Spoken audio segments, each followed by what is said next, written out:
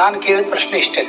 ಅಪ್ಪು ಅವರೇ, ಈ ನಿಮ್ಮ ಸಾವಿನ ಬಗ್ಗೆ ಅನೇಕ ಅಪೋಹಗಳಿವೆ, ಅದು ನಿಜನ?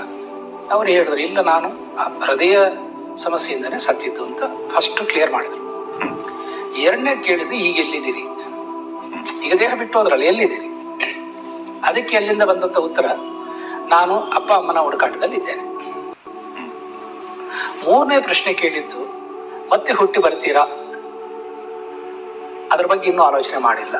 ಒಂದೊಮ್ಮೆ ನಾನು ಹುಟ್ಟಿ ಬರುವುದಾದ್ರೆ ನನ್ನ ಮಗಳ ಹೊಟ್ಟೆಯಲ್ಲಿ ಹುಟ್ಟಿ ಬಿಡ್ತೇನೆ. ಇದಿಷ್ಟು ನಾವು ಸಂಭಾಷಣೆ ಮಾಡಿ ತಿಳ್ಕೊಂಡಿದ್ದು. ಮಾಡಿದ್ದ ಉದ್ದೇಶ ಇಷ್ಟೇನೆ. ಬಹಳಷ್ಟು ಜನ ಆ ಸಾವಿನ ಬಗ್ಗೆ ಬಹಳಷ್ಟು ಸಂಶಯ ವ್ಯಕ್ತಪಡಿಸಿದ್ರಿಂದ ನಾವು ನಮ್ಮ ಕುತೂಹಲಕ್ಕಾಗಿ, ನಮ್ಮ ರಿಸರ್ಚ್ಗಾಗಿ, ನಮ್ಮ ಖಾಸಗಿ ಒಂದು ಭಂಡಾರಕ್ಕಾಗಿ ಅದನ್ನ ಮಾಡಿದ್ದು. ಅದರಲ್ಲಿ ನಾವು ಪ್ರಕಟಣೆ ಮಾಡಲಿಲ್ಲ. ಆದ್ರೆ ಮಾಡಿಬಿಟ್ಟಿದ್ದಾರೆ ಅಂತ ತುಂಬಾ ಜನ ಯೂಟ್ಯೂಬರ್ಸ್ ಅದನ್ನೆಲ್ಲ ಎನ್ಕೇಜ್ ಮಾಡ್ಕೊಂಡ್ರು.